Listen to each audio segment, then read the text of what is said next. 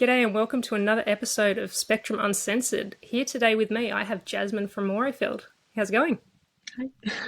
Good. It's nice to meet you. It was nice to have a bit of a conversation before we got started officially. So diagnosis-wise, you weren't diagnosed that long ago. No, this month. Yeah, like a week ago, I think I read. Autism level 2 and complex PTSD, is that correct? Yeah. So do you want to tell me a little bit about your background, just growing up?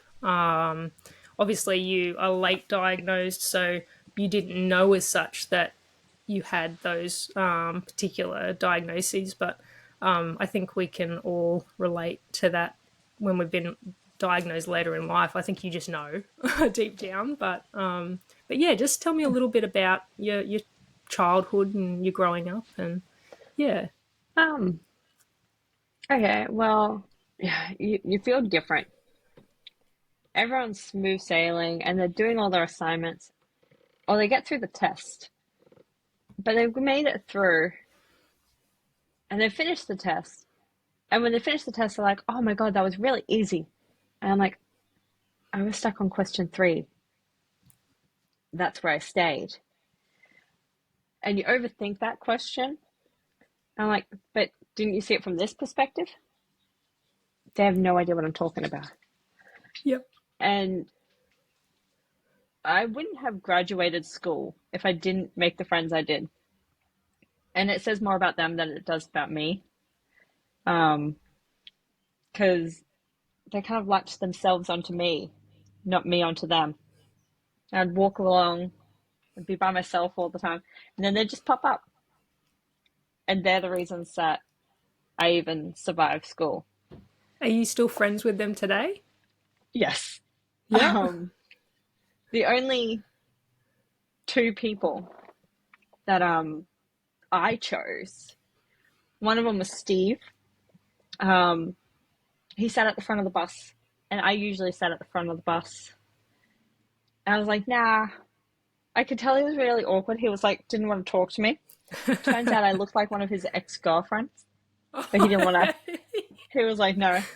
I just plopped myself down next to him, and I'm like, you're my friend now. I kind of forced him to be my friend, and then we got along. And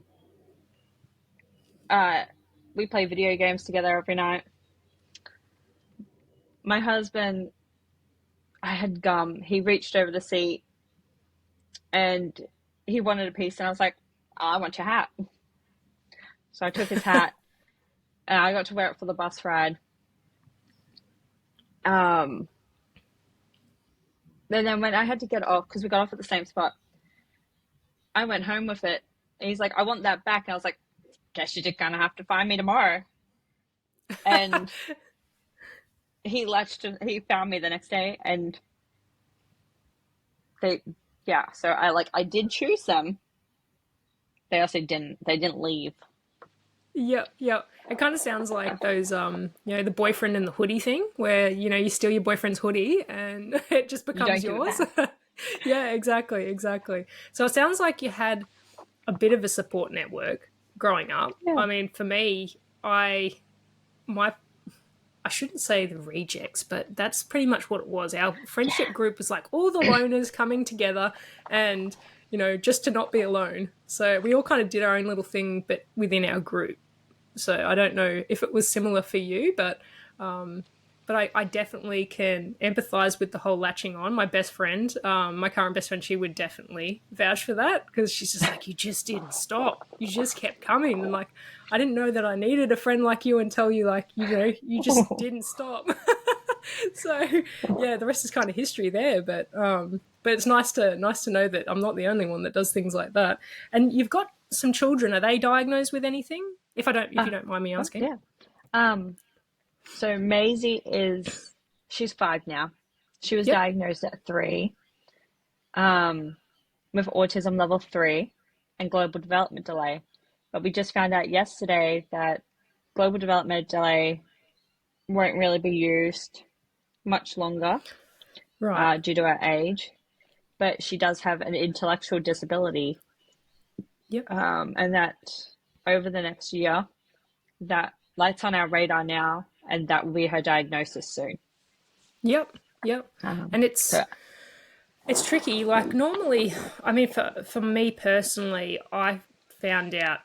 Well, I got diagnosed after my son was diagnosed because I was like, oh, maybe that's me as well. So it kind of gave me that push to get diagnosed. Was it like that for you, or like did you see things in your child or your children that you saw in yourself as at their age, or yeah, and she's like the spitting image of me as a kid.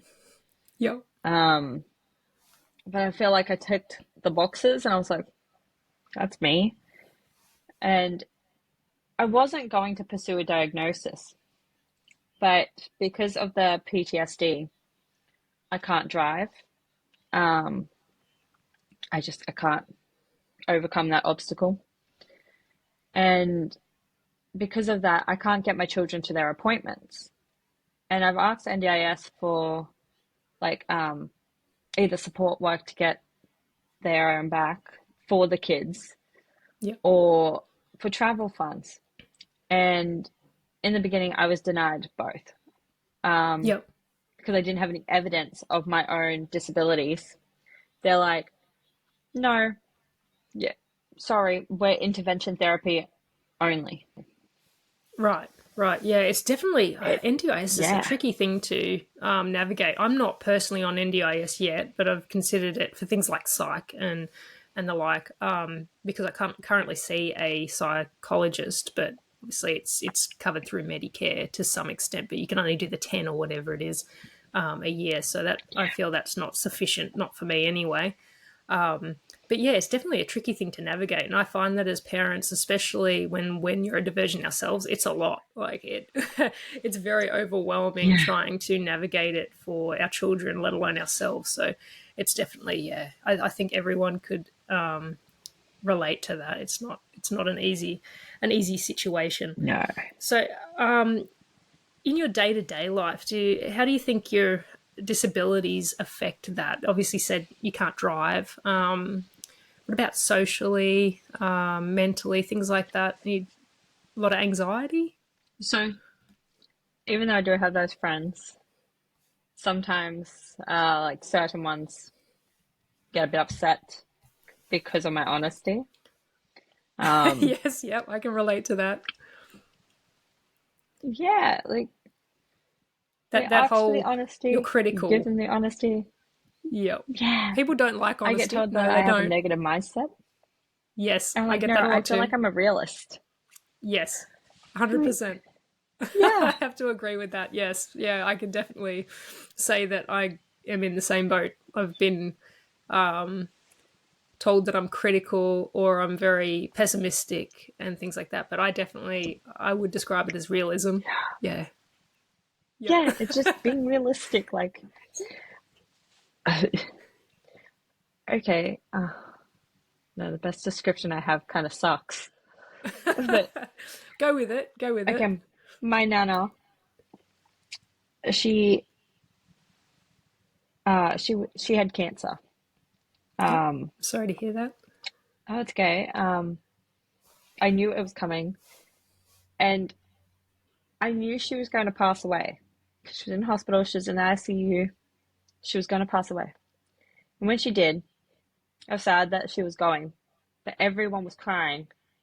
I didn't know why everyone was so upset. Like, be upset, but so upset because we knew it was coming. Yep. And no one could understand why I wasn't so upset because we were really close. Yep. But I don't understand them. And you get judged for that a lot.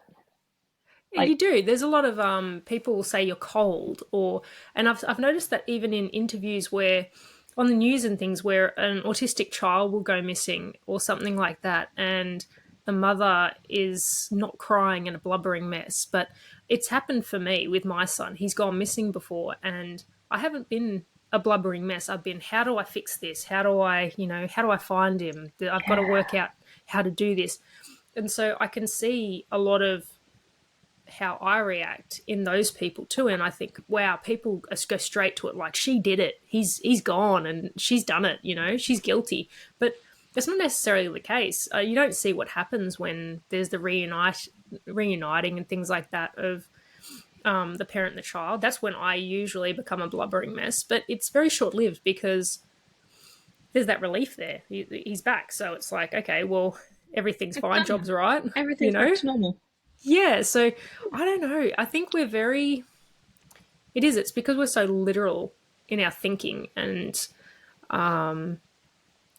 people can't understand that when we have that literal thinking, it often takes away the emotional side of the Yeah. way we think. So, I mean, I'm the same. I've had family members pass away, and I haven't been as upset as I feel I should have been. And that's society pushing that upon us. That whole you need to feel a certain way, but you can't tell someone how to feel, and you shouldn't judge people for the way they feel and the way they portray those emotions, because everybody is very different, whether they're neurotypical or neurodiverse. So it's it's definitely an interesting point that you've made with when it comes to emotions and things, because the only time that I've been a blubbering mess was when my dog passed away almost a month ago. So, yeah, and I Well, my thought, cat why passed am I away. so upset over an animal, but I don't get this upset over a human? Like, it's insane. But I think too that a dog, as an example, doesn't have that. They don't judge you. They love you no matter what. Yeah, And so there's they that. they got that Yeah, real unconditional love. yeah. Whereas with a person, you've had your highs and your lows with them. So it changes the way you feel. I know that with family members I've lost, it's all been, grandparents and things like that. I've cried at their funerals and everything. I've been upset about it. But then after the funeral's over, it was just kind of business as usual, which I thought was weird because people were still grieving. But I just didn't. I connected a lot with them as a child and I had a lot to do with them as a child, but when I grew up, I didn't have as much to do with them anymore. So I don't know, it's almost like I've compartmentalized and gone, well, they're just back at their home in Sydney, even though I Yeah, know they're no longer here. But it's almost like, I don't know, you just, it just helps people cope too. I think grief looks different for everybody. And yeah, people just have that expectation that you're going to be bedridden and yeah, dehydrated from crying so much, but it's not always the case. And that doesn't mean that we don't feel love or, miss people. It's just yeah. the way I we was cope and grieve. really close with my nan and pop. I slept over their Yeah. house a lot. They helped raise me, Yep. but I didn't feel the need to cry. Yeah. Like, Yeah. It's definitely an interesting point because I haven't really thought much about that until you said that. But yeah, think even about it with now, today. Yeah. that should have been a sign, and they probably should have got me seen too. If Yes. I had Yeah. good parents, they should have got me seen too. And that's the other thing, isn't it? Too that I think when I was diagnosed, I was actually diagnosed 1 year ago today. So it's my diagnosis day, 1 year It's your anniversary. birthday. You So need a cake. yeah, practically my rebirth day. So yeah, I I found that when I was diagnosed, there was a bit of a grieving process, but I wasn't grieving because I was different. I was grieving because nobody worked it out for me when I was little, so that I got, more That's support and fair. more help. Yeah, and things like that when I was going through things, because I was very socially awkward and I got bullied a lot. And I remember there was one girl, she pushed me down the stairs at school. We were in a 2-story high school, and she's just pushed me straight down a flight of concrete stairs because I was weird. So mean. I mean, I will give her credit. About 10 years later, she actually messaged me on Facebook and apologized. Oh, So that's, yeah, that's lovely. But it's, you you known as grieve a about, weirdo. I was up until high school, like in primary school. I was known as that weirdo, and I was sat with the odd children. Like yep, all the boys that were too much. I, yep, you get thrown into the boys group, yep, or you get made to be friends with the person next to you. So they sit you next to someone that they also think might be on the spectrum. Yeah, yeah, and we'll yeah. both go undiagnosed for the rest of our lives.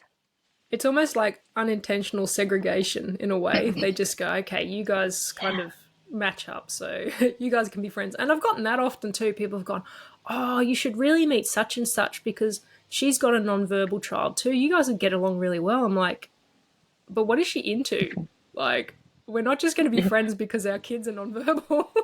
That's not how this Yeah. works, right? Like, No, that one's an interesting. it's an Oh, interesting concept, I suppose, but I hope they're not matchmakers in the future. But yeah, it's I definitely, hope not. yeah. I even asked I'm still in touch with my year six teacher, and she came to my wedding and everything. So we've been really close. I always say she's like a That's so second mum sweet. to me. But yeah. So I asked her the other day. I said, so did you notice that I was autistic? Like, was there any inkling? She said, no, not at all. But I think too, when we were growing up, Kitty wants in. Sorry. It's all right. The more the merrier. Um, yeah, I think growing up for us, even now, it's really hard because being a female on the spectrum, they don't pick up on it. Like I know, Mm. I spoke early. For my age, I was speaking like 12 months or something. I was saying sentences, so they just thought, oh, she's advanced, but they didn't really think much of it because we're generally nurturing, maternal kind of instinct people. We're usually social, Yeah. so we're like polar opposite to what boys are on the spectrum. And so I had people as I was growing up thinking, oh, is she bipolar? Has she got borderline personality disorder? And often women are misdiagnosed as borderline personality disorder when they're actually autistic. So it's definitely, at one stage it was believed that only boys could have autism. So it's at least we've progressed from that, but Yeah. it definitely is very different. And I've got ADHD too, so I've got that comorbid, and that in itself is tricky to navigate because it's like ASD wants routine, ADHD wants impulsivity, and it's like, what are we going to do today? And then you'll start to do something impulsive and go, no, I don't want to do that. I want routine back, and it just kind of it's just chaos. So Yeah. I get that. yeah, yeah, I did try and go for the ADHD diagnosis, but I couldn't get my report cards. So yep. he said there wasn't enough evidence to diagnose me with that. But I Yeah, and do you may relate find that to that will happen ADHD. later. Yeah, you Yeah. may find that that will come along later. I just, when I had my diagnosis, I wasn't sure if I was the way I was from trauma in my childhood or whether I actually was Yeah. born different.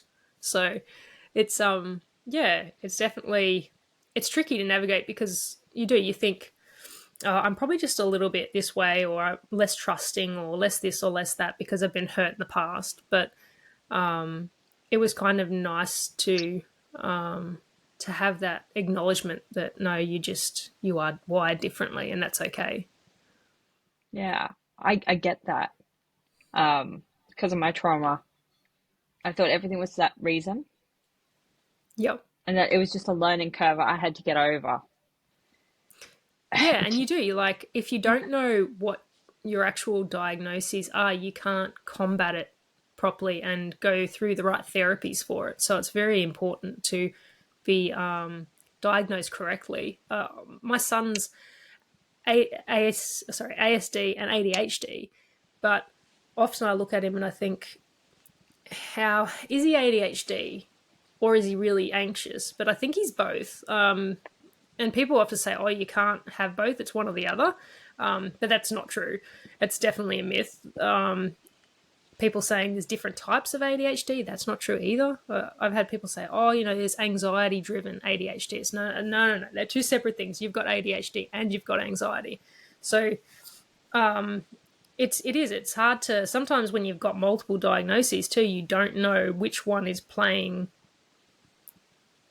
on you at that time. Like, is it my Yeah. autism playing up? Is it my ADHD playing up? Is it my anxiety, my PTSD? So I definitely feel for the people that have like multiple diagnoses. You've got people that have ODD and PDA and ASD and ADHD. And it's just like, wow, that's a lot. Like that's a lot to Yeah. deal with. I don't know if this is the same for everyone, but those labels mean something. It helps put it into a category. And when you're feeling that emotion, you have to put it in that box. You have to sort it out so that way you can handle it. So, like, I I can't totally handle it agree. unless I can sort it. And Yeah, that box I needs love a that. label. Yeah, definitely. And that's the thing, people are very scared of labels, aren't they? They just think, oh, I don't want to label my child, or it's. But all you're doing is you don't have to tell people if you don't want to. You don't have to tell No. people that you're diagnosed.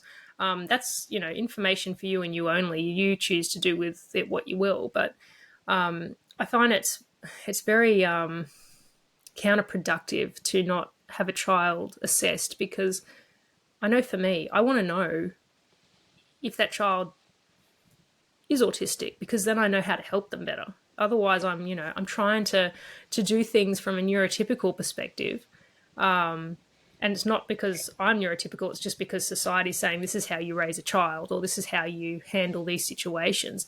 And all the while, it's like, well, it's not going to work for my child. It's doing the opposite.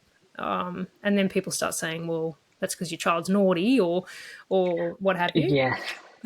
So that's a whole nother kettle of fish, isn't it, really? Like, It's so my daughter, if she tips something on the floor, I know it's because she's sensory seeking. And they're like, oh, she's being naughty. I'm like, actually, no, she has no awareness that that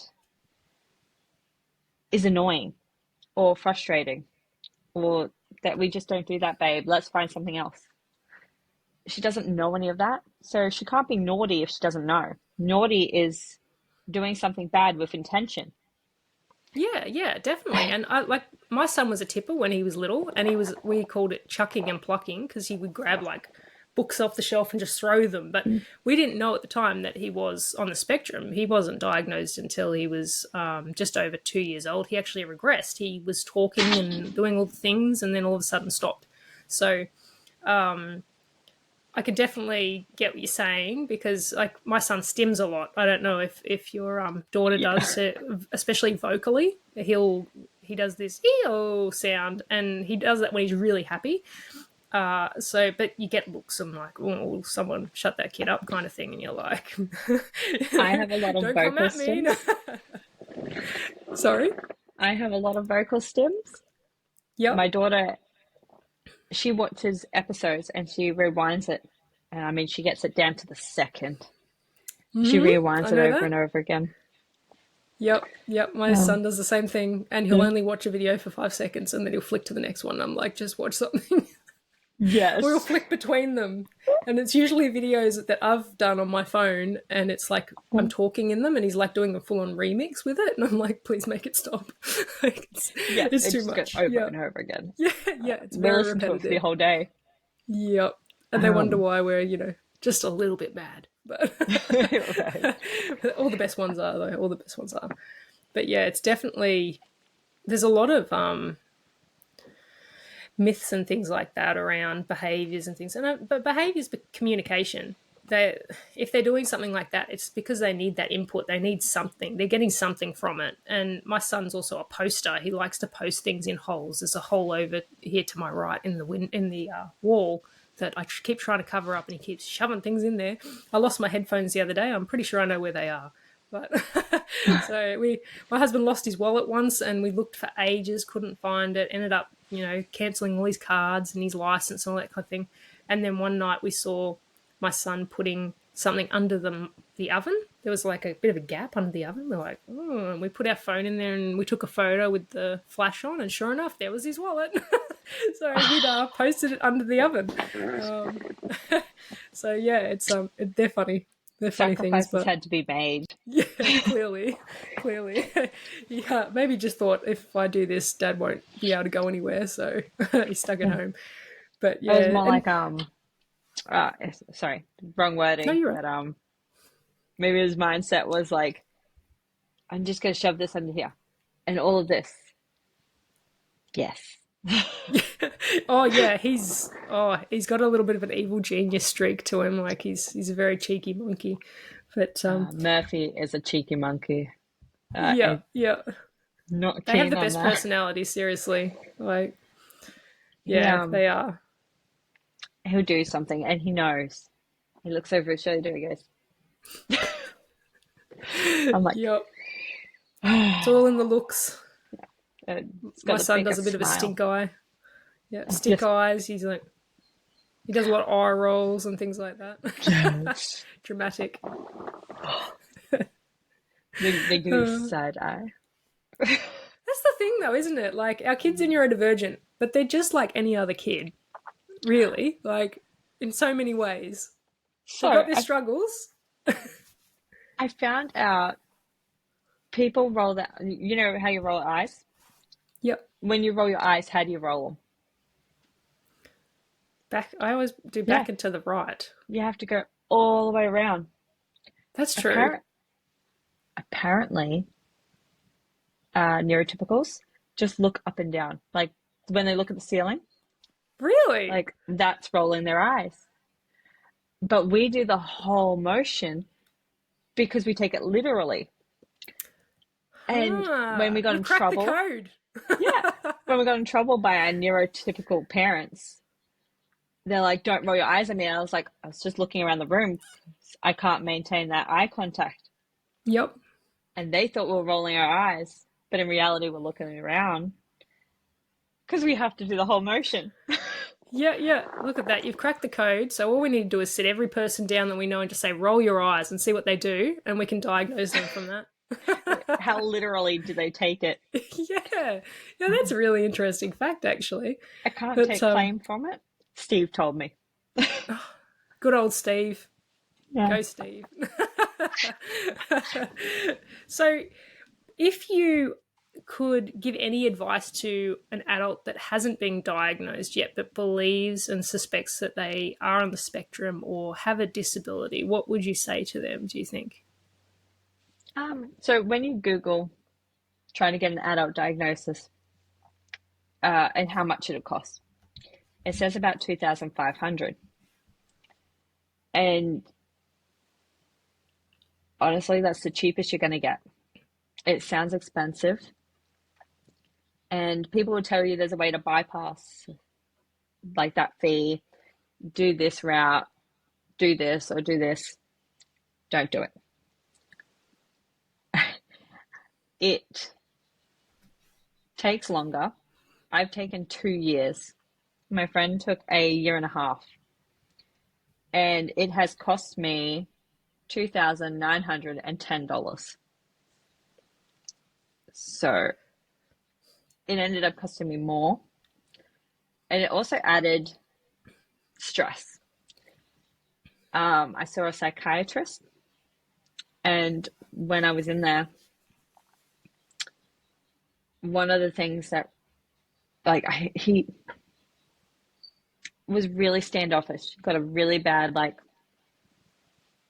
people are only in here for disabilities.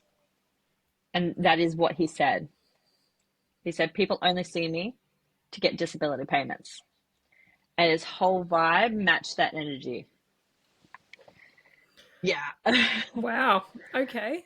um, So don't go back to that one. no, Hmm. but I left crying because, like, I went in, I saw a psychologist, I got the paperwork, I did the testing. On there, it confirmed my identity, and it, because I had the PTSD, it had to be diagnosed by a psychiatrist. So I saw a Yep. psychiatrist. I had all the evidence, only for him to tell me he didn't believe in adult autism. Because we grow out of it. Yeah. Um, and that, so my report is very articulately worded to say the evidence shows she's autistic, and then didn't give me a level or say that I'm autistic. It doesn't say I'm autistic. It just says that the evidence agrees. Right. So that was terrible. And I don't think people should have to go through that. If you believe you're autistic,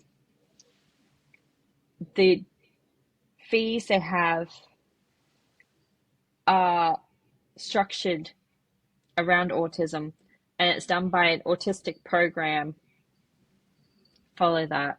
You'll have a smoother, more welcoming time because it's hard enough.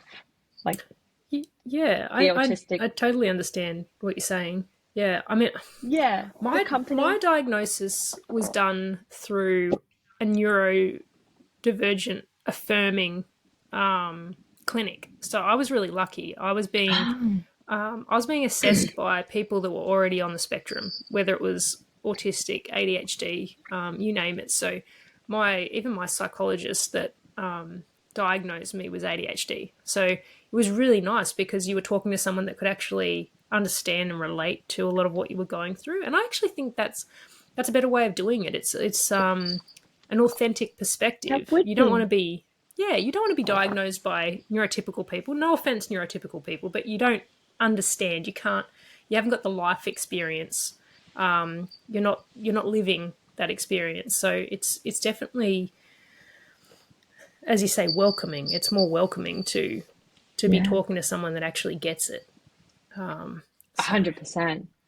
Um, so, but the guy who diagnosed me, amazing. He was so welcoming, and whenever I spoke about something deep or about my childhood being um, just different and not like the other kids, he says, "It's nice to meet you." And he was really happy and understood. And you just don't get that yeah, it was unless you're almost like talking I to see another. you. Yeah. Yep. Yeah, Yeah, and I it think you know makes a straight world of away. difference. Yeah, definitely it Yeah. does. I totally agree. But yeah, awesome. Well, thank you very much for chatting to me today. It's been amazing. Thank, You can thank you, count me as a as new always. friend. So, welcome to the Talking to village. you, we have a lot of topics that we can actually talk about, Yeah, I and mean, we could talk all day, honestly. Like I once you think get we could. going, yeah, there's a lot to go through. But you're welcome back anytime. So I'm happy to talk to you whenever. I'm happy to come back, so just send a But yeah, message. thank you for your time. Thank you.